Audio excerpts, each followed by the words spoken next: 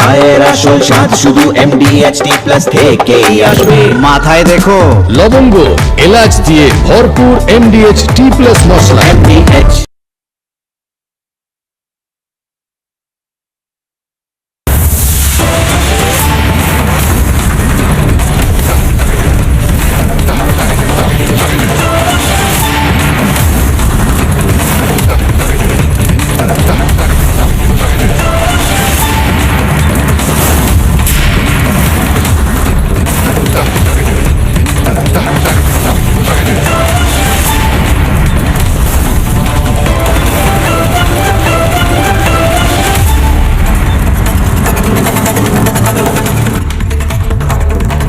ইচ্ছে পূরণের বছর মনে হচ্ছে এবার 2026টা ইচ্ছে পূরণের বছর। 2026 বাংলার মানুষ একটা স্বপ্ন দেখেছিল যে এবার পাল্টে দেবে, পাল্টানো দরকার এবার, এবং তাই তৃণমূল সরকার না অন্য যে কোনো সরকার আসুক কিন্তু এবার পাল্টে দিতে হবে। পাল্টে গেল। বাংলার মানুষ স্বপ্ন দেখেছিল যে রোহিঙ্গারা নয়, রাষ্ট্রবাদীরা এবার সরকার চালাবে, রাষ্ট্রবাদীরাই এবার সরকার চালাচ্ছে।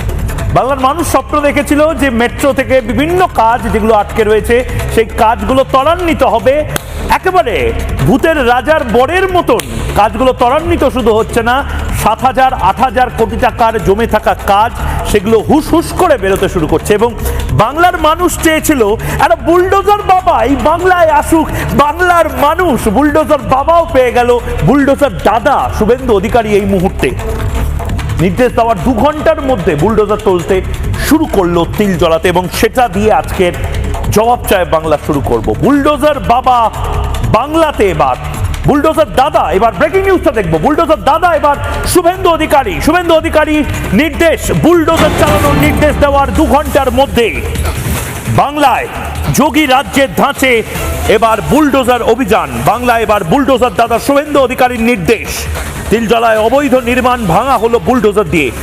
অবৈধ নির্মাণ যেগুলোকে ফিরহাদ হাকিম লালন পালন করেছিল এই কলকাতা শহরে, ফিরহাদ হাকিমের সেই সমস্ত অবৈধ সাম্রাজ্য যেগুলোতে কাটমানি নিয়ে সাম্রাজ্য বিস্তার করতে সাহায্য করা হয়েছিল, সব এবার বুলডোজার দাদা শুভেন্দু অধিকারীর নির্দেশে ভেঙে ফেলা হচ্ছে।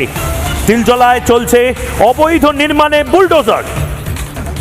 একবার ফুল ফর্মে দেখে নেব বুলডোজার দিয়ে অবৈধ নির্মাণ, যেখানে 2 জন মারা গেছে।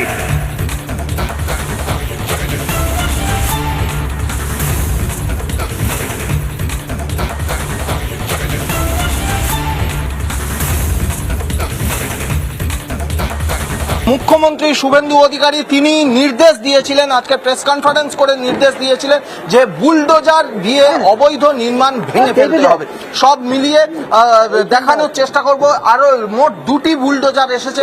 মুখ্যমন্ত্রীর সেই নির্দেশের পরেই কিন্তু তপসিয়ায় এই যে কারখানা, সেই কারখানায় গতকালকে আগুন লেগেছিল, আগুন লেগে 2 জনের মৃত্যু হয়েছে, এবং তার ফলেই কিন্তু মুখ্যমন্ত্রী তিনি নিজে প্রেস কনফারেন্স করেছিলেন যে একদিনের মধ্যে ভেঙে ফেলার নির্দেশ দিয়েছিলেন এই যে কারখানা, এবং নবান্ন থেকে সাংবাদিক বৈঠকের পরে 2 ঘন্টার মধ্যে তপসিয়ায় বুলডোজার চলে এসেছে। ये तो मुझे जहाँ तक के मालूम है कि शायद इलीगल तो नहीं बोलेंगे सर, अपनी जमीन पे बनाया है इन लोगों ने, मगर ये है कि शायद सैंक्शन प्लान है, शायद सैंक्शन प्लान नहीं है। I really don't know the facts because my son in law वो अरेस्ट किया हुआ है, उनके भाई भी नहीं है। যে বাড়িটিতে আগুন লেগেছিল সেখানে বুলডোজার দিয়ে ভাঙা শুরু হলো এই মুহূর্তে, সরাসরি দেখাচ্ছি আমরা, বুলডোজার দিয়ে এই মুহূর্তে ভাঙা শুরু হলো এই তিলজলায় যেখানে আগুন লেগেছিল সেই বাড়িটির সামনের অংশ ভেঙে দিল। এই মুহূর্তে বুলডোজার দিয়ে ভাঙা শুরু হলো, সরাসরি দেখাচ্ছি, দেখো বুলডোজার দিয়ে ভাঙা শুরু হলো এই মুহূর্তে। বুলডোজার দিয়ে এই যে বেআইনি বিল্ডিং, এই বেআইনি বিল্ডিং এ গতকালকে আগুন লেগেছিল, 2 জনের মৃত্যু হয়েছে। মুখ্যমন্ত্রী স্ট্রিক্ট অর্ডার দিয়েছিলেন, তার 2 ঘন্টার মধ্যে এই মুহূর্তে বুলডোজার দিয়ে শহরে বেআইনি নির্মাণ ভাঙা হচ্ছে। এটাই নতুন বাংলা। শুধুমাত্র তোষণ করবার জন্য মমতা বন্দ্যোপাধ্যায় বা ফিরহাদ হাকিম কোনোদিন বুলডোজার চালানোর নির্দেশ দেননি। বুলডোজার চালালে ভোট ব্যাংক কমে যাবে, ভোট ব্যাংক আর ভোট দেবে না। বুলডোজার চালালে নাকি মমতা বন্দ্যোপাধ্যায় যাদেরকে দুধেল গাই বলতেন, আমি জানি না মানুষকে কিভাবে গাইয়ের সাথে তুলনা করা হয়, তো দুধেল গাইরা নাকি খেপে যেতে পারে। এই প্রথম আইনের শাসন আমরা দেখতে পাচ্ছি বাংলায়, দেখতে পাচ্ছি বুলডোজার বাবাকে, বুলডোজার দাদা বলা যায়, কারণ আমাদের কাছে দিদি দাদা এই সমস্ত কিছু। একবার অগ্নিমিত্রা পাল তিলজলায় রয়েছেন, একবার শুনবো পুরমন্ত্রী অগ্নিমিত্রা পাল। আমরা জিরো টলারেন্স টু করাপশন এবং এই ইলিগাল অ্যাক্টিভিটি, ইলিগাল বাড়ি যেগুলো বানানো হয়েছে, এগুলো বানাতে দেওয়ার পারমিশন দেওয়া উচিত হয়। আজকে দুটো মানুষ কালকে মারা গেল, এই বাড়িটা যদি না বানানো হতো তাহলে হয়তো তারা বেঁচে থাকতো। আমরা কি জবাব দেব এই দুটো মানুষের পরিবারকে? পূর্বতন সরকারের ভুলের জন্য এই পরিণতি। অ্যাবসলিউটলি। আজকে এই বাড়িটি যদি ধরেও নিই যে লেফট ফ্রন্ট সময়ে তৈরি হয়েছিল, তাহলে এই সরকার 15টা বছর কি করছিলেন? এতগুলো বছর অনেক সময় পেয়েছিলেন দেখার যে কোন বাড়িটা ইলিগাল আর কোন বাড়িটা লিগাল। বর্তমান টেবিলের তলায় ডিল হয়ে গেছে, কোটি কোটি টাকার ঘুষ পেয়ে আজকে এই ধরনের বিল্ডিংগুলো করতে দেওয়া হয়েছে। করতে দেওয়ার পরে সেগুলোকে ফ্লারিশ করতে দেওয়া হয়েছে। এগুলো আমরা করতে দেব না। বর্তমান মেয়রকে কি এই বিষয়ে কিছু চিঠি দিয়ে জানতে? শুধু বর্তমান মেয়র নয়, প্রত্যেকটি মেয়রকে চিঠি দেওয়া হবে আমার ডিপার্টমেন্ট থেকে। কতগুলো ইলিগাল বেআইনি বাড়ি আপনার নলেজে আছে তার উত্তর দিন। কেন আপনারা কোনো অ্যাকশন নেননি সেটারও উত্তর দিন। কটা বাড়ি ভেঙে দেওয়া হবে?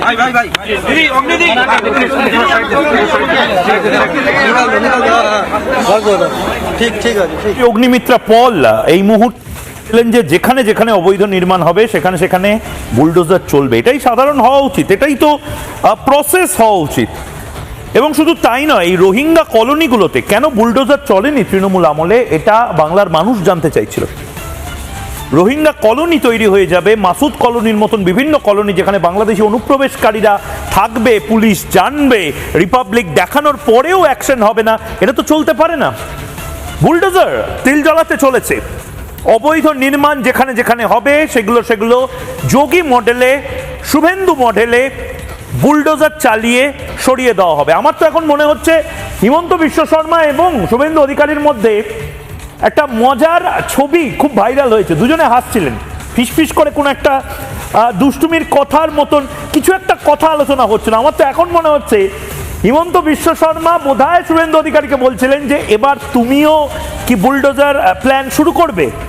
শুভেন্দু অধিকারী বোধহয় বলেছিলেন হ্যাঁ, এবং তারপর হিমন্ত বিশ্ব শর্মা বোধহয় ওটা শুনে হাসতে হাসতে বলেছিল কাদের এবার দুঃস্বপ্নের দিন শুরু হয় সেটাই দেখার। আপনারা বলুন তো কমেন্ট করে।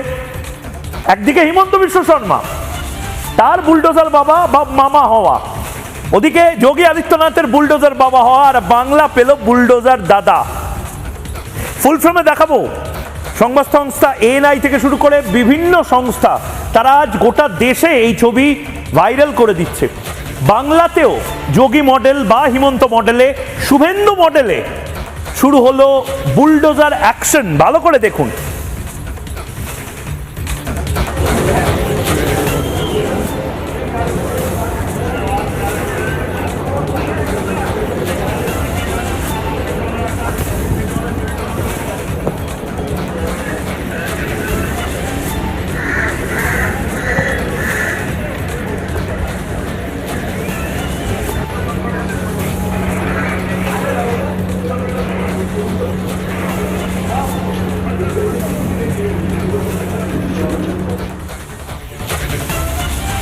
আমি সন্ধ্যাবেলার ছবি দেখাবো যেখানে বুলডোজার দিয়ে ভাঙা হচ্ছে।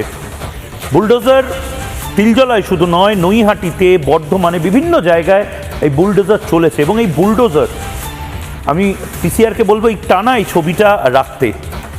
এই ছবিটা মনে করিয়ে দিচ্ছে আমাদের তোষণহীন আইনের শাসন কাকে বলে। বারবার করে এই সমস্ত কিছুকে আসলে নর্মালাইজ করেছে ফিরহাদ হাকিমের প্রশাসন। ফিরহাদ হাকিম কি পারতেন না এখানে বুলডোজার চালাতে? পারতেন। ফিরহাদ হাকিম চালাতে দেননি। আপনি বলুন তো, অবৈধ নির্মাণ, আমি আমার প্রতিনিধিকে জিজ্ঞেস করছিলাম যে এক একটা বাড়ির মাঝে গ্যাপ কতটা রয়েছে, বলছে 1 হাতও গ্যাপ নেই। 1 হাত, এরমভাবে 1 হাত রাখলে যেটুকু গ্যাপ থাকে তার থেকেও ছোট। এই হচ্ছে অবস্থা।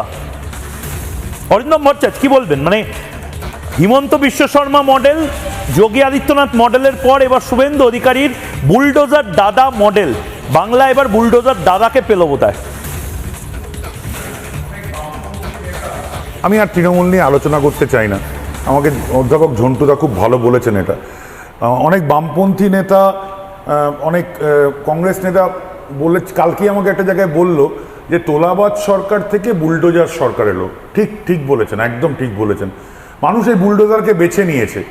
অবৈধ নির্মাণ, অবৈধ অনুপ্রবেশ, অবৈধ নয়াঞ্জলি ভরা, অবৈধভাবে পরিবেশ কর্মী, মানবাধিকার কর্মীর নামে কতগুলো নকশাল মাওবাদকে প্রসারিত করার নামে সর্দার সরোবর ড্যামকে আটকানো, বা কোনো একটা জায়গায় ব্রিজ তৈরিতে বাধা দিয়ে জঙ্গলে কতগুলো কিষাণজি, আকাশজি, বাতাসজিকে রেখে দেওয়া, বা শহরের কোনায় গড়িয়াতে বেলাকে ধরতে পারা 60 বছর বাদে, এইগুলো আমরা বলি মানুষ চেয়েছে এই অন্ধকার কানাগলিগুলোকে বুলডোজার দিয়ে ভেঙে দিতে। এবং আমি অবাক লাগছে, মানে পুরসভারও, কলকাতা পুরসভাও বাধা দিল না এবার। শুভেন্দু অধিকারী, আমার মনে আছে এই অ্যাকশন শুরু হয়েছিল 5:30 থেকে। শুভেন্দু অধিকারীর মোটামুটি প্রেস কনফারেন্স, মাননীয় মুখ্যমন্ত্রী তিনি প্রেস কনফারেন্স করেছিলেন 3:30-তে। 2 ঘন্টার মধ্যে কলকাতা পুলিশ, যারা পুরো নগর নিগমের আধিকারিক রয়েছেন, তারা সবাই 2 ঘন্টার মধ্যে বুলডোজার অ্যাকশন শুরু করে দিল, অসম্ভব প্রোঅ্যাক্টিভলি। একবার মাননীয় মুখ্যমন্ত্রী ঠিক কি বলেছিলেন, এবং তারপর একদম তারই নির্দেশে যে বুলডোজার অ্যাকশন এবার বিভিন্ন জায়গায় শুরু হবে অবৈধ নির্মাণের বিরুদ্ধে। একবার শুনুন। আমাদের পৌর নগর উন্নয়ন সচিবকে নির্দেশ দেওয়া হয়েছে একদিনের মধ্যে ওই অবৈধ স্ট্রাকচার ভেঙে ফেলার জন্য, কেএমসির উদ্যোগে, কলকাতা পুলিশের সাহায্য নিয়ে। এবং একইভাবে কেএমসি কে বলা হয়েছে এই ধরনের অবৈধ বিপজ্জনক কারখানাগুলিতে জলের লাইন কেটে দেওয়ার জন্য। আমরা বিদ্যুৎ সরবরাহকারী সংস্থাকে পার্মানেন্ট ইলেকট্রিক ডিসকানেকশন করার অর্ডার দিয়েছি, এবং সিএসসি কে বিদ্যুৎ সচিবের মাধ্যমে জানানো হয়েছে যত এই ধরনের বিল্ডিং প্ল্যান স্যাংশন নেই, অবৈধ কারখানা আছে, বিশেষ করে কসবা, তিলজলা, মমিনপুর, ইকবালপুর সহ এই এলাকাতে, ইমিডিয়েটলি একটি ইন্টারনাল অডিট করে যাদের বিল্ডিং প্ল্যান স্যাংশন নেই তাদের ইলেকট্রিসিটি ডিসকানেক্ট করার জন্য। এবং তার ঠিক পরেই আবার আমি ছবিটা চালাতে বলবো। একদিকে অনেকে বলছেন নতুন হিন্দু হৃদয় সম্রাট, বাংলায় হিন্দু হৃদয় সম্রাট বা বুলডোজার দাদা একদিকে বিজয় মিছিল করছেন, ভবানীপুরে বিজয় মিছিল করছেন মাননীয় মুখ্যমন্ত্রী, আর অন্যদিকে অ্যাকশন শুরু হয়ে গেছে। মিছিল, রাজনীতি, ধর্মাচরণ, এই সমস্ত কিছু নিজের মতন হবে এই বাংলায়, কিন্তু অ্যাকশনও চলতে থাকবে। কারণ এবার রোহিঙ্গা মডেলে বাংলায় সরকার চলবে না, এবার প্রধানমন্ত্রী নরেন্দ্র মোদীর মডেলে এই বাংলায় সরকার চলবে। এবং নরেন্দ্র মোদী খুব ভালো করে জানেন গণতন্ত্রকে সম্মান কি করে দিতে হয়। মাননীয় মুখ্যমন্ত্রী শুভেন্দু অধিকারীও জানেন। আমার কেন যেন আজকে বারবার মনে হচ্ছিল নরেন্দ্র দামোদর দাস মোদী প্রধানমন্ত্রীর দেখানো পথেই মাননীয় মুখ্যমন্ত্রী শুভেন্দু অধিকারী আজ প্রথমবার যখন আইন প্রণয়নের জন্য মুখ্যমন্ত্রী হয়ে বিধানসভায় ঢুকলেন, সাষ্টাঙ্গে প্রণাম করলেন বিধানসভার মূল ফটক এবং সেই সিঁড়িগুলো। এই সিঁড়িতে একটা সময় জ্যোতি বসু দাঁড়িয়েছেন, এই সিঁড়িতে বিধানচন্দ্র রায় দাঁড়িয়েছেন, এই সিঁড়িতে মমতা বন্দ্যোপাধ্যায়ও দাঁড়িয়েছেন, এবং এই সিঁড়ি অনেক কিছুর সাক্ষী। একদম সাষ্টাঙ্গে প্রণাম করে মাননীয় মুখ্যমন্ত্রী শুভেন্দু অধিকারী প্রথমবারের জন্য মুখ্যমন্ত্রী হয়ে বিধানসভায় পা রাখলেন।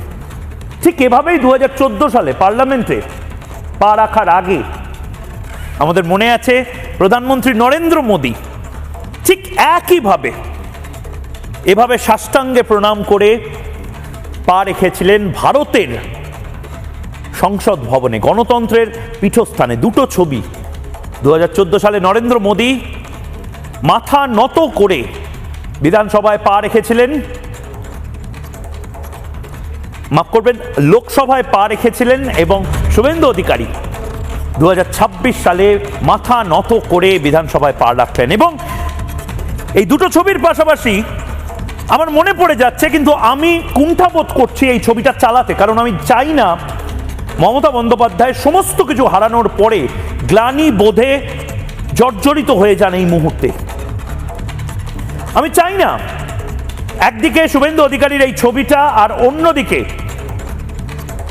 মমতা বন্দ্যোপাধ্যায়ের সেই ছবিটা, যেখানে বিধানসভা ভাঙচুর করছেন মমতা বন্দ্যোপাধ্যায়, সেই ছবিটা আমি চাই না চালাতে। কিন্তু এটাও মনে করিয়ে দিলাম, আমি বাকিদের কাছে যাব, কিন্তু এই মুহূর্তে আমাদের সাথে মাননীয় মন্ত্রী ক্ষুদিরাম টুডু আদিবাসী উন্নয়ন, পিছিয়ে পড়া মানুষের উন্নয়নের জন্য যে মন্ত্রক, সংখ্যালঘুদের উন্নয়নের জন্য যে মন্ত্রক, মাদ্রাসা শিক্ষার যে মন্ত্রক, সেই মন্ত্রকের গুরু দায়িত্ব পালন করছেন ক্ষুদিরাম দা।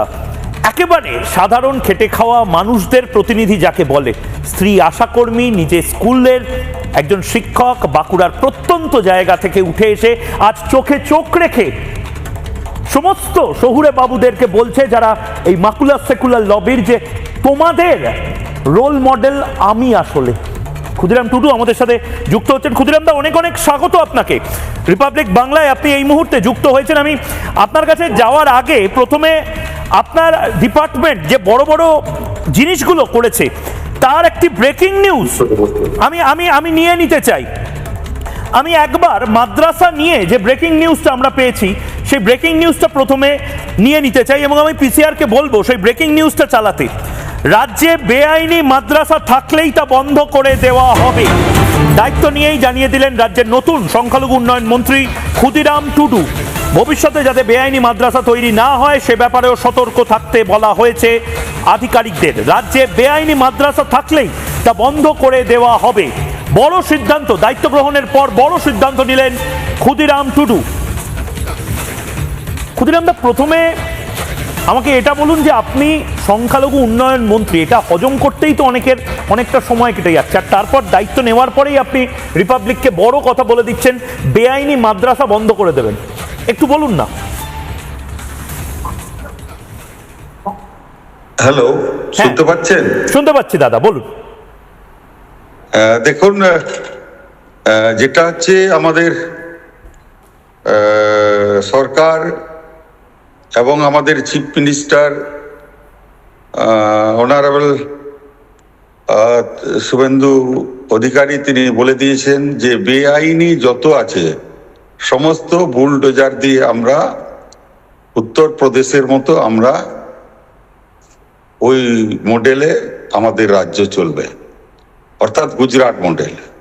এখানে পশ্চিম বাংলায় আমরা যত দুর্নীতি হয়েছে তার বিরুদ্ধে আমরা যথোচিতভাবে আমরা ব্যবস্থা নেব, এটাই আমাদের কাছে প্রথম চ্যালেঞ্জিং বিষয়।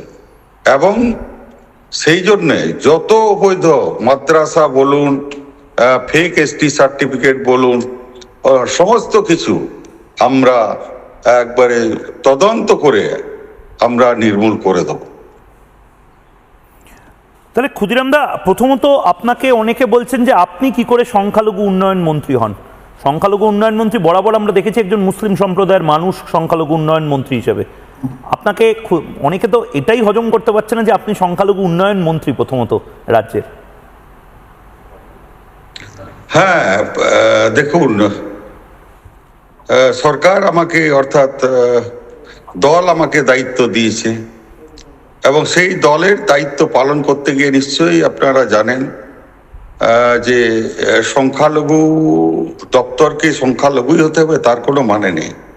যে কোনো একজন শিক্ষিত মানুষ, অর্থাৎ আমাকে চিফ মিনিস্টার বুঝেছেন যে একজন শিক্ষক হিসেবে ক্ষুদিরাম টুডু তিনি এই দপ্তর সামলাতে পারবেন, আমার উপর তার বিশ্বাস আছে।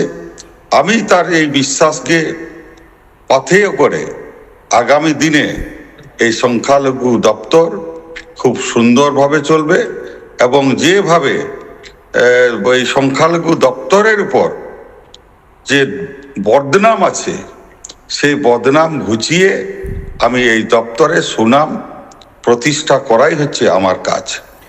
মাস্টারমশাই, আমি সাংবাদিকতা যতদিন করছি ততদিন খারিজি মাদ্রাসা একটা ভয়ঙ্কর শব্দ হয়ে গেছে বাংলায়। আপনি যে চেয়ারটায় বসে রয়েছেন সেই চেয়ারটা ভয়ঙ্কর একটি চেয়ার, এবং আমার মনে আছে প্রাক্তন মুখ্যমন্ত্রী বুদ্ধদেব ভট্টাচার্য একসময় খারিজি মাদ্রাসা বন্ধ করার কথা বলেছিলেন, এবং তারপর বাকিটা ইতিহাস। উনি তো করতে পারেনি, ওর দলের মধ্যে থেকেই ওনাকে একঘরে করে দেওয়া হয়েছিল। খারিজি মাদ্রাসা নিয়ে আপনি বলছেন, বা বেআইনি মাদ্রাসা নিয়ে আপনি বলছেন বড় অ্যাকশন হবে, এবং সেই অ্যাকশন টেকেন রিপোর্টও আপনি মন্ত্রী হিসেবে নেবেন।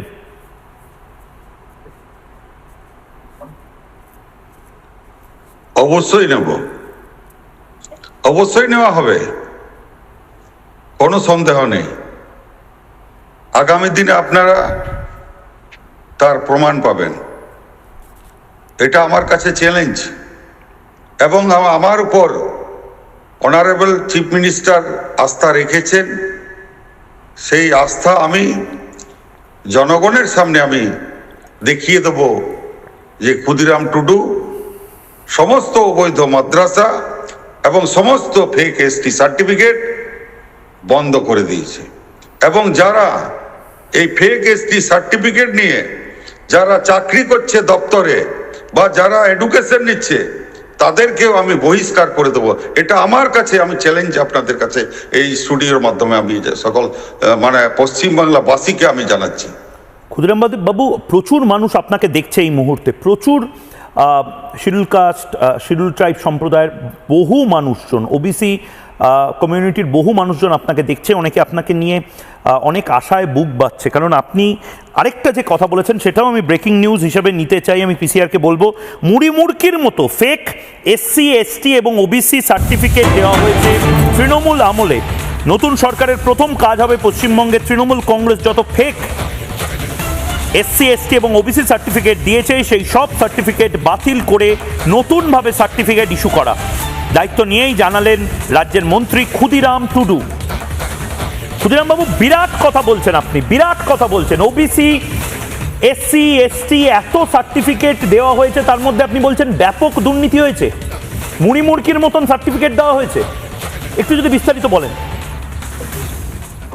আপনারা কিছুদিন আগে দেখেছেন যে ওখানে একজন মেডিকেল স্টুডেন্ট, সেখানে কি যাই হোক আমি টাইটেলটা আপনাকে বলছি, কোলে বাঁকুড়া মেডিকেল কলেজে তিনি ছাত্রী ছিলেন, তাকে হাইকোর্টের মাধ্যমে তাকে বহিষ্কার করা হয়েছে। এইরকম বিভিন্ন কলেজে, বিভিন্ন স্কুলগুলোতে যারা কলেজগুলোতে ভর্তি হয়েছে সেই লিস্টটা যদি দেখতে পান, আজকে আমার দপ্তরে সেখানে আদিবাসী কল্যাণ সমিতির বহু মানুষ এসেছিল যে এই কিছু যারা ওই WBP পরীক্ষা হয়েছে এই সরকারে বা বিগত সরকারে, সেই লিস্টগুলো আমার কাছে এসছে। আমি আমার অফিসের আধিকারিকদেরকে আমি সেই পেপারসগুলো দিয়েছি, এবং আমি আপনাদেরকে বলেছি আপনারা তদন্ত করে এইগুলো বের করুন এবং তাদেরকে বহিষ্কার করার ব্যবস্থা করুন।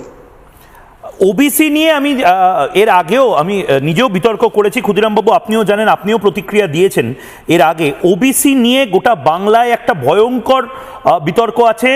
মূলত একটি সম্প্রদায়কে তৃণমূল কংগ্রেস ওবিসির প্রচুর সার্টিফিকেট ইস্যু করেছে, হিন্দুদেরকে বঞ্চিত করে, পিছিয়ে পড়া হিন্দুদেরকে, দলিতদেরকে বঞ্চিত করে। প্রকৃত যারা ওবিসি তাদেরকে ওবিসি করতে হবে, যারা প্রকৃতপক্ষে ফেক তাদেরকে বাছাই করে বের করে দিতে হবে।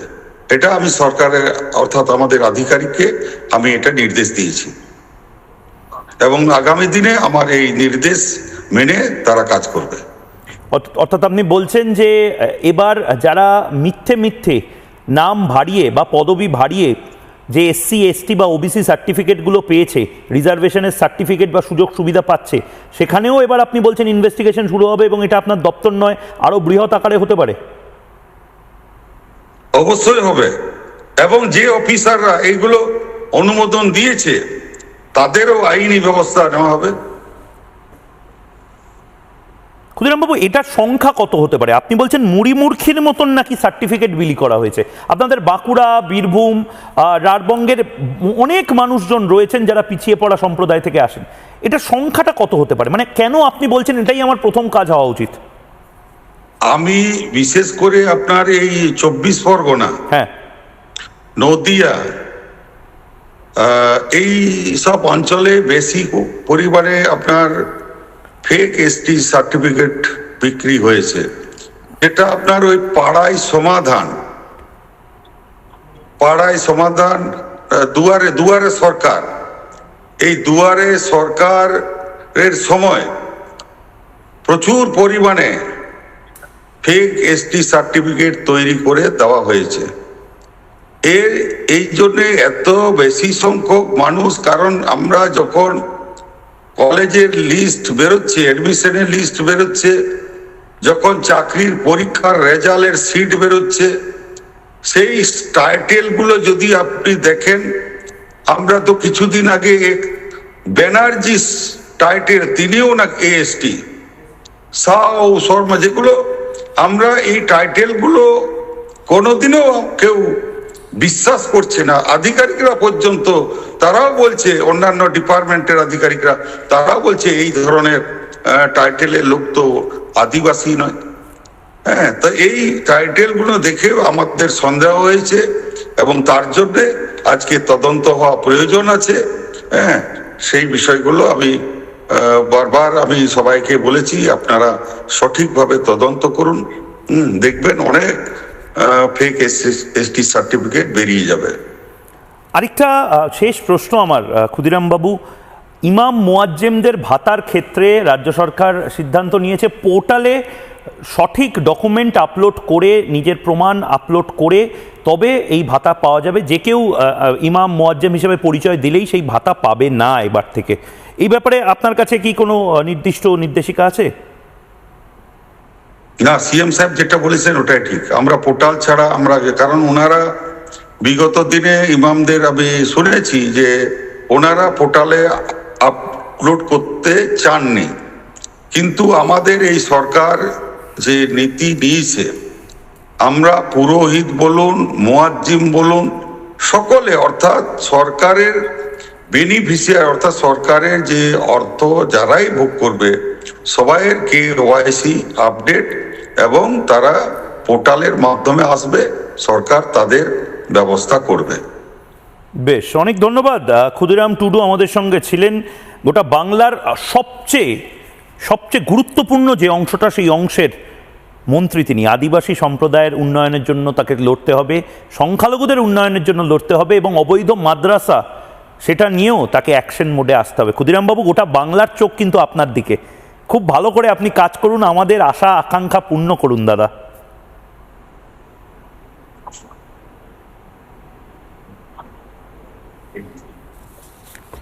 ক্ষুদিরাম বাবু আমাদের সঙ্গে ছিলেন। আমি এবার ঝন্টু বড়াইকের কাছে যাওয়ার আগে একটা ছবি দেখাতে চাই। এটা আমি আপনাকে জিজ্ঞেস করছি। এখন বাজে রাত 8:25, মেয়েরা বাড়ি থেকে বেরোতে পারছে।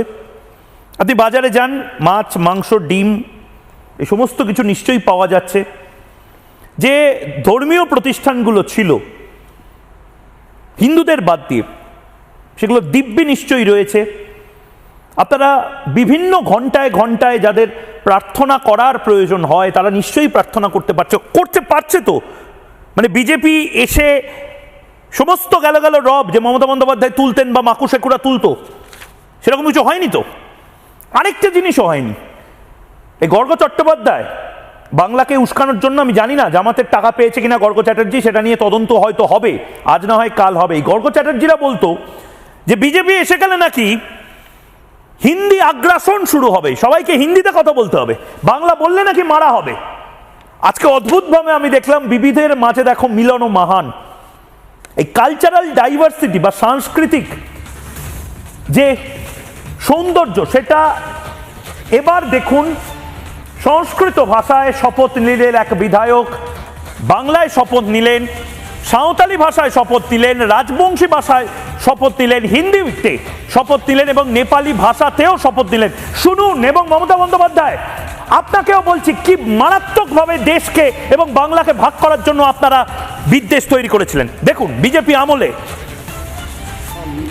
डॉक्टर राजेश कुमार पश्चिम बंगे विधानसभायाः सदस्यत्वेन निर्वाचितः अस्मि। ईश्वरस्य नाम्ना शपथम करोमि। আমি শ্রীমতী অগ্নিমিত্রা পাল পশ্চিমবঙ্গ বিধানসভায় সদস্য নির্বাচিত হইয়া ঈশ্বরের নামে শপথ করিতেছি भारत दिसम रिया संविधान चितान इन पूरा राजीनामा चितारे प्रतियों दहया इन दो भारत दिसम रिया যে বিধিমান্য ভারতের সংবিধানের ঠে মুই সচ্চিকার নিষ্ঠা আরোহ অনুগত হয়ে থাকি। মুই ভারতের সার্বভৌমত্ব আরোহ অখণ্ডতা রক্ষা করি। विधि द्वारा स्थापित भारत के संविधान के प्रति सच्ची श्रद्धा और निष्ठा रखूंगा। मैं भारत की भक्ति गर्दछु, भारतको सार्वभौमिकता एवं अखण्डताको रक्षा गर्नेछु अनि जुन कर्तव्य पालन गर्न लागिरहेको छु त्यो विश्वास र निष्ठापूर्वक पालन गर्नेछु। আমি সেই সমস্ত বিধায়ককে হাততালি দিয়ে কুর্নিশ জানিয়ে এই প্রোগ্রাম চালু রাখতে চাই। এটাই আমার বাংলা। বিজেপি কেন, কোনো দল আমার বাংলার সংস্কৃতিকে বদলাতে পারবে না। বিজেপি ভারতের দল, বিজেপি প্যালেস্তাইনের দল নয়। বিজেপি কোনোদিন প্যালেস্তাইন সিরিয়ার জন্য বাংলায় রাজনীতি করেনি, কিন্তু এই বাংলায় কিছু জন আছে যারা রোহিঙ্গাদেরকে নিয়ে রাজনীতি করার চেষ্টা করেছিল, যারা রামকে চ্যালেঞ্জ করে দিয়েছিল। রামকে চ্যালেঞ্জ করো না। অটল বিহারী বাজপেয়ীর কথায় বিজেপিকে ঘেন্না করতে পারেন, ভারতকে আপনি হয়তো ঘেন্না করতে তাও পারেন, কিন্তু রামকে বা রাষ্ট্রকে চ্যালেঞ্জ করো না দাদা, নিপট যাওগে, ধুলোয় মিশে যাবে। এবং ঠিক এটাই হলো। আরেকটা ছবি আমি দেখাবো আপনাদের। মাছ খেতে কোনো অসুবিধা হচ্ছে না তো? হবে না। আমি তৃণমূলের সমর্থকদেরও বলছি যারা লুকিয়ে লুকিয়ে এখন ময়ূককে দেখছেন, আমি আপনাদেরকেও বলছি, এই যে দেখুন বিধানসভায় আজকে ঢালাও মাছ, ভাত, ডাল, একটা আলু ফুলকপির তরকারি তার আয়োজন ছিল। বিধায়করা খাচ্ছিলেন, শঙ্কর ঘোষ এবং জগন্নাথ চট্টোপাধ্যায় তারা খেতে খেতে গল্প করছিলেন এবং আমাদের প্রতিনিধি সে তখন ছবিটা তুলেছে। আমি তো বলবো যে আরেকটু ভালো মেনু করার কথা, কিন্তু আমার কাছে সূত্রের খবর আছে বিধানসভাতেও এই এলাহি ব্যাপারটা চলবে না। মানে রুই মাছ এবং কাতলা মাছ এটাতেই মোটামুটি যাবতীয় বিধায়কদের যে স্বাদ আহ্লাদ পূরণ করা সেই পূরণটা করতে হবে। কারণ ওই ইলিশ, পমফ্রেট মাছ, পার্শে মাছ, এই ঢালাও নেতাদের জন্য এপাং ওপাং ঝপাং কালচার, ওটাও বিজেপি এবার বন্ধ করছে। কিন্তু মাছ খাওয়া বন্ধ হবে না, মাংস খাওয়াও বন্ধ হবে না। যে যে ধরনের খেতে চান, পড়তে চান, কথা বলতে চান বলবে, কিন্তু আরবি সংস্কৃতি, রামধনুকে রংধেনু বলে দেওয়া, এই আমার জামাইবাবুকে দুলাভাই বলতে হবে, এটার বিরুদ্ধেই তো এবার লড়াইটা ছিল। এবং লড়াইটা ছিল বাধ্যতামূলকভাবে এক দেশ এক আইনের। ঝন্টু বড়াইকের কাছে আমি যাব, কিন্তু তার আগে আইন সবার জন্য এক হতে হবে। আমি আমার পাড়ায় ভয়ে ভয়ে হেলমেট ভুলে গেছি বলে ভয়ে ভয়ে বাইক নিয়ে যাব, আর পার্ক সার্কাস বা গড়িয়ায়, খিদিরপুরে বিভিন্ন জায়গায় হেলমেট পরে কেউ যাবে না। ऐसा नहीं चलेगा। হেলমেট নিয়ে সার্জেন্টদের কড়া বার্তা কমিশনারদের, এবং কমিশনারদের স্পষ্ট নির্দেশিকা স্বরাষ্ট্র সচিবের। হেলমেট নিয়ে প্রত্যেককে বলা হয়েছে হেলমেট পরে বাইক চালাতে হবে। বিনা হেলমেটে বাংলায় বা কলকাতা শহরে ঘুরলে ফাইন করতেই হবে, ধর্ম, বর্ণ, দল নির্বিশেষে। এবং এটা আমি অনুরোধ করছি বিজেপির রাষ্ট্রবাদী যারা রয়েছেন তারাও যদি মনে করেন আমি বিজেপি বলে আমি হেলমেট না পরে পার্ক সার্কাস দিয়ে যাব, খিদিরপুর দিয়ে যাব, মেটিয়াপুর দিয়ে যাব, এন্টালি দিয়ে যাব, বালিগঞ্জ দিয়ে যাব, গড়িয়ার দিয়ে যাব, না, কোনো রেয়াত নয়, কোনো এলাকায় ছাড় নয়, হেলমেট বাধ্যতামূলক। এবং তারপরেই আমরা বিভিন্ন জায়গায় আমাদের প্রতিনিধিদের পাঠিয়েছিলাম। আমি সমাদৃতার একটি প্রতিবেদন দেখব, ম্যাসিভ হিড়িক পড়ে গেছে বিভিন্ন এলাকায়। আমি জানি না, মল্লিক বাজারের একটি দোকান, আমি চিনি না দোকান, কিন্তু মল্লিক বাজার বলে একটি এলাকা থেকে সমাদৃতা একটি ছবি পাঠিয়েছে। মল্লিক বাজার একেবারে আলিমুদ্দিন স্ট্রিটের সামনে। সমাদৃতা বা আমাদের প্রতিনিধিদের হয়তো মনে হয়েছে বামপন্থীরা হেলমেট পরে না, কিন্তু আলিমুদ্দিনের কাছাকাছি একটি হেলমেটের দোকান থেকে সমাদৃতা একটি প্রতিবেদন তুলে ধরেছে হেলমেটের বিক্রি নিয়ে। একবার দেখুন।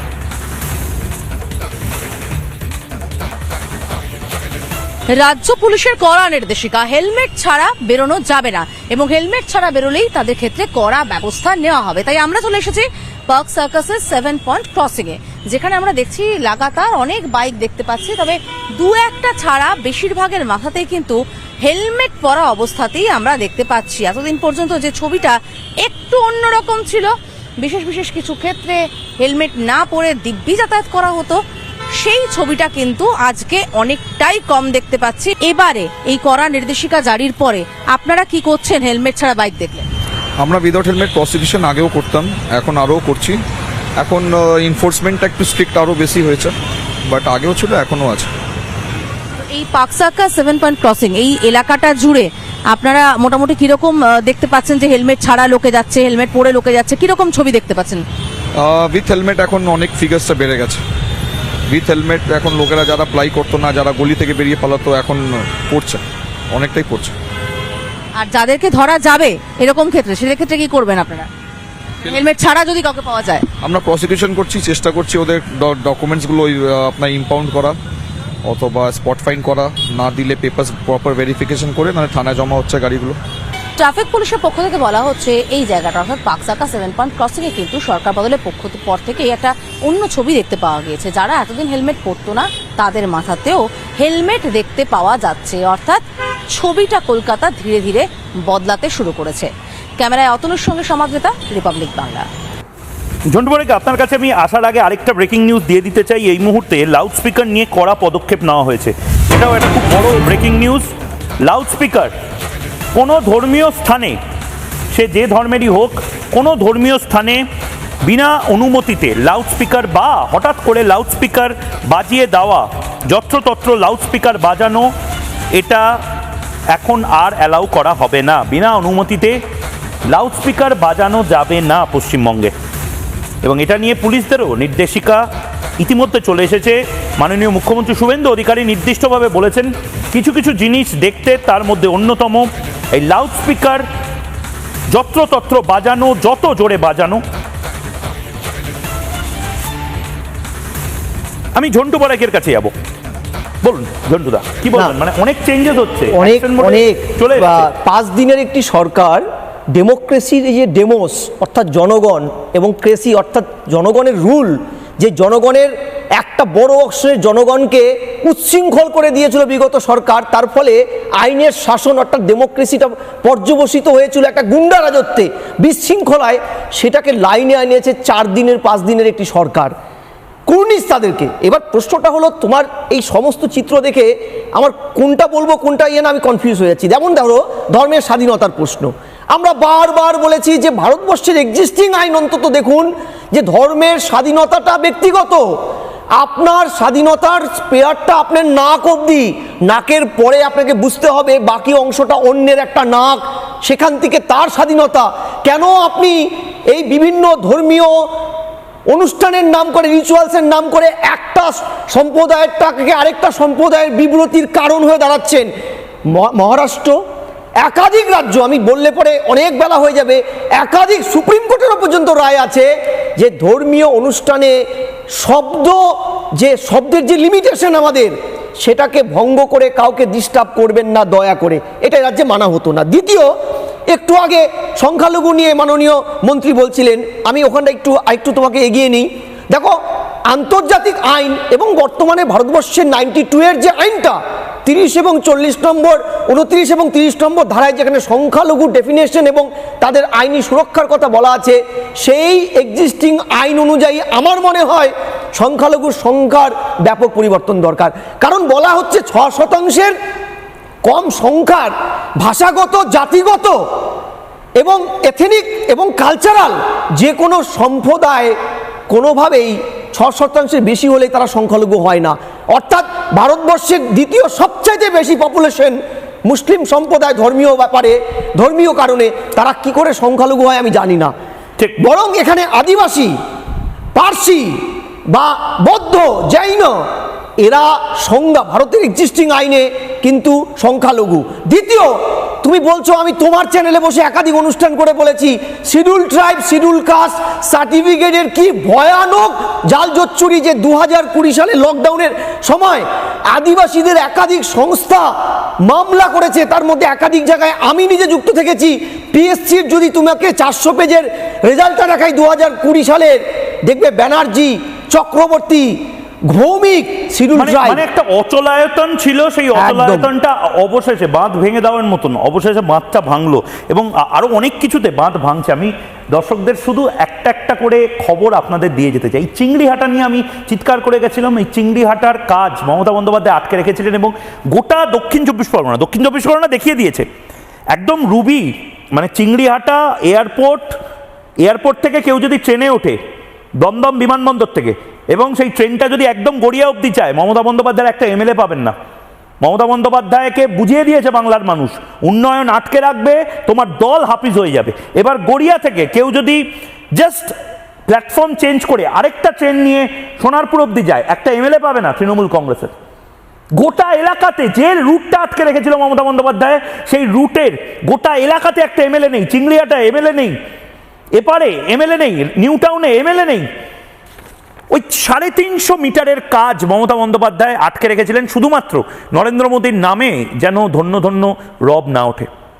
আর আজ সেই কাজও শুরু হয়ে গেল। কেন্দ্র এবং রাজ্যের সমন্বয় একে বলে। এই মুহূর্তে যে ব্রেকিং নিউজটা, চিংড়িহাটার যে ব্রেকিং নিউজটা, সেই ব্রেকিং নিউজটা নেব। কাজ শুরু হলো অবশেষে, মেট্রো কাজ শুরু করতে পারবে। চিংড়িহাটা মেট্রোর কাজ শুরু হচ্ছে 22 তারিখ। এটা খুব গুরুত্বপূর্ণ। 22 তারিখ রাত 8টা থেকে 25 তারিখ সকাল 8টা অবধি কাজ হবে।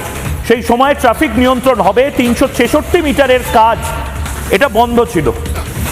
এই 366 মিটারের এই যে এই টানেলের মতন যে টাওয়ারগুলো আপনারা দেখতে পাচ্ছেন, এই ব্রিজের মতন যে কাজটা, এই কাজটা যদি হয়ে যেত একদম সরাসরি নিউ টাউন থেকে কেউ মেট্রো চেপে গড়িয়া নেমে পড়তে পারতেন। এই যে বাসে করে যাওয়া, যারা আইটি সেক্টরে কাজ করে, সোনারপুর হোক বারুইপুর হোক, সেখান থেকে ট্রেনে করে আসবেন, ক্যানিং থেকে ট্রেনে করে আসবেন, গড়িয়াতে নামবেন, গড়িয়া থেকে কবি সুভাষ থেকে একটা মেট্রো ধরে একদম সোজা চিংড়িহাটা হয়ে সেক্টর 5। এই কাজ বন্ধ করে রেখে দিয়েছিলেন মমতা বন্দ্যোপাধ্যায় এবং অবশেষে কাজটা হবে।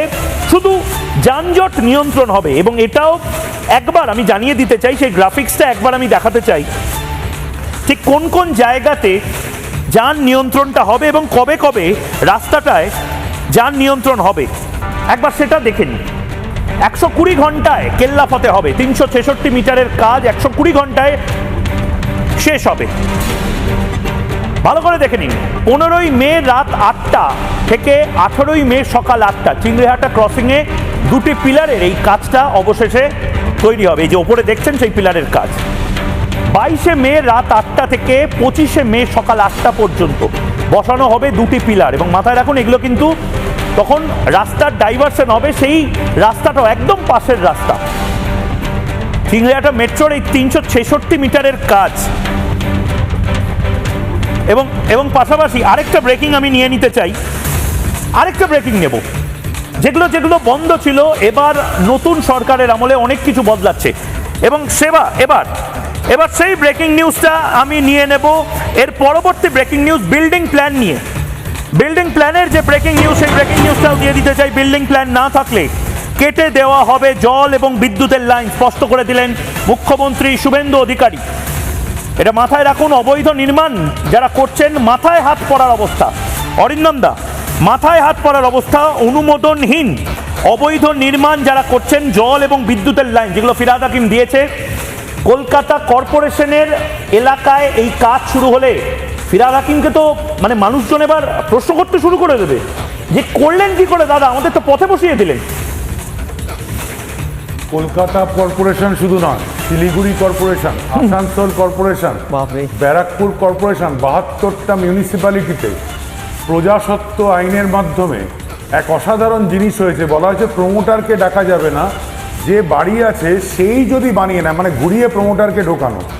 1.5 তলা বাড়ির পিলারে 4 তলা উঠে গেছে। এটা শুধু হিন্দু মুসলমান জায়গা বলে না, সমস্ত জায়গায়, প্রত্যেকটা জায়গাকে। যেমন কালকে একজনের সাক্ষাৎকার দেখছিলাম যে আমাদের প্রাক্তন শিক্ষামন্ত্রী 70 জন কাউন্সিলরের কাছ থেকে ফুল নিতেন আর কি, গান্ধীজির ফুল। ঠিক তেমনিভাবে এই মিউনিসিপ্যাল কাউন্সিলররা সমস্ত বিল্ডিং করে নিকাশি বন্ধ করেছেন, জলাজমি ভরাট করেছেন, এবং এই যে সরকার এগুলোকে বলে বুলডোজিং। বুলডোজিং মানে শুধু জেসিবি নয়, ঠিক, বুলডোজিং মানে ইলেকট্রিকের লাইন কেটে দেওয়া। ঠিক, এবং অরিন্দম দা, আমার যেহেতু একেবারে সময়টা শেষ, সব লাস্টে বলছি বুলডোজিং দুটো আরো আসছে, একটা ওএমআর বেরিয়েছে, আরো 3টে ওএমআর না হেলথ ডিপার্টমেন্টেও আসছে, এবং হেলথ ডিপার্টমেন্টের সেই ব্রেকিংটাও আমি একবার নিয়ে নিতে চাই। এবার হেলথ ডিপার্টমেন্টে এই কথাটা বলে দেওয়াটাও উচিত নয়। সারপ্রাইজ ভিজিট কলকাতার সব সরকারি হাসপাতালে নজরদারি বাড়ানোর নির্দেশ মুখ্যমন্ত্রী শুভেন্দু অধিকারী। সারপ্রাইজ ভিজিট করুন, স্বাস্থ্য ভবনে বসে নজরদারি ছড়ি ঘোরাবেন না। ডিএইচএস থেকে সিওমই অবধি প্রত্যেককে নির্দেশ, প্রত্যেকটা দিন ধরে ধরে হাসপাতালে যান, প্রয়োজনে মুখ্যমন্ত্রীও সারপ্রাইজ ভিজিট দেবেন, তার জন্য প্রস্তুত থাকুন। মুখ্যমন্ত্রী শুভেন্দু অধিকারী, এখনো স্বাস্থ্যমন্ত্রী বাংলায় কে তার ডিটেল আমরা পাইনি, কিন্তু মুখ্যমন্ত্রী শুভেন্দু অধিকারী একটা স্পষ্ট নির্দেশ দিয়ে দিয়েছেন। সূত্রের খবর, হেলথ সেক্রেটারি থেকে শুরু করে প্রত্যেক সেক্রেটারিকে বলা হয়েছে স্বাস্থ্য ভবনে যারা বসে রয়েছে তারাও যে ধোয়া তুলসী পাতা এমনটা নয়, এবং তারা ঠান্ডা ঘরে বসে কোন হাসপাতালে ইঁদুর কামড়াচ্ছে, কোন হাসপাতালে দালাল রাজ চলছে এটা ঠিক করতে বা এটা বন্ধ করতে পারবে না।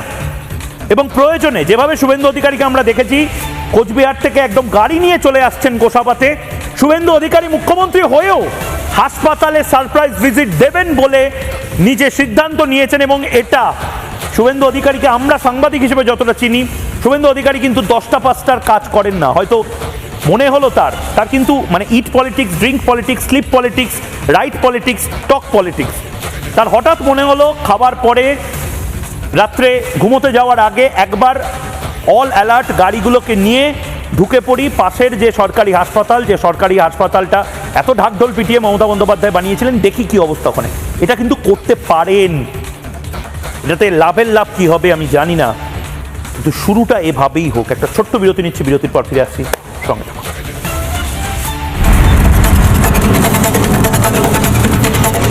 স্বাস্থ্য আর নিউট্রিশন পাবে, শরীরও স্ট্রং হবে, অল্প খেলেই পেট ভরে, ডাইজেশন ঠিক রাখে। MDH সোয়াটিন আসল প্রোটিন।